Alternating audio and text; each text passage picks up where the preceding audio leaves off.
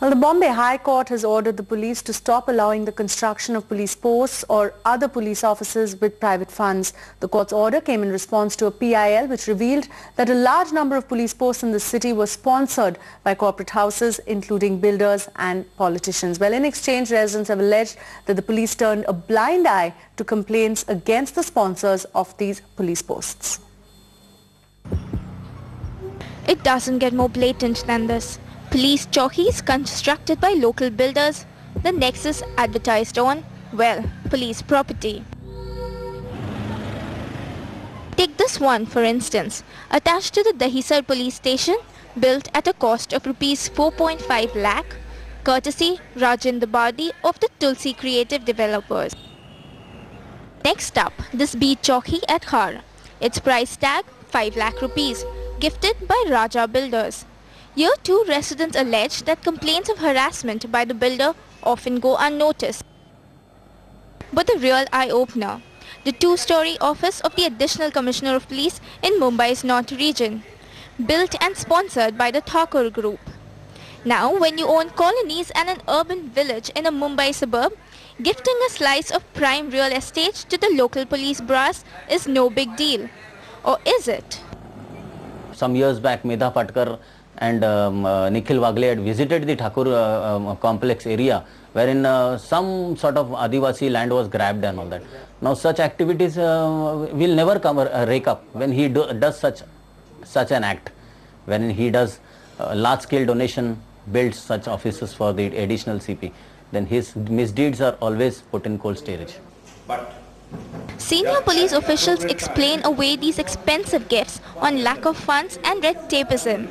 But the Bombay High Court is not buying this argument. It says private sponsorships have no place in a force that performs a public service.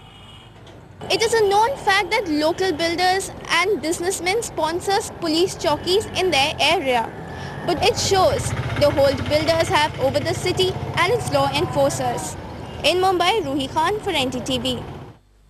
Well, for more on the story, let's go across to NDTV Shloka Nath, who joins us now from Mumbai. Shloka, even as the Bombay High Court has said that private funds cannot be used to actually build any of these chowkis, the biggest problem perhaps is the locals who really feel that the silence of these policemen has been bought by this, this existing nexus between the two. How big is the problem?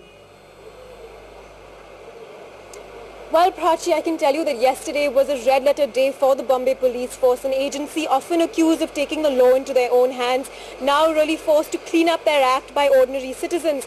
In a petition filed by I.K. Chugani, a Mumbai-based resident, he alleged that the Bombay Police had been performing irregularities and illegalities for some time now. For instance, in an affidavit filed by the Joint Commissioner of Police, Hemant Karkare, filed yesterday in the Bombay High Court, he stated that out of the 388 police chowkis in Mumbai, 269 were built without the permission of the BMC, of which 52 had the names of sponsors displayed across them. 9 had advertisement boards all over, and of course the court took a really strong stand to this. There was really a display of dismay. One of Justice J.N. Patel, he was the person hearing the case. He said in fact that the Bombay Police Force was akin to the Indian cricket team, and he said that it was a very sad state of affairs. He laid the blame squarely on the Home Department. He said that of course funding really was not getting across to the Bombay Police, which is why they were resorting to these sort of sponsorships and advertisements. But of course now the 9th of January 2008 is D-Day for the Bombay Police. They've been asked to submit a compliance report, and by that time they're expected to sort out all these irregularities. So of course it remains to be seen whether this will happen or not, but here's hoping they do so. Prachi? Right. Thanks very much, Shloka Nath, joining us there from Mumbai.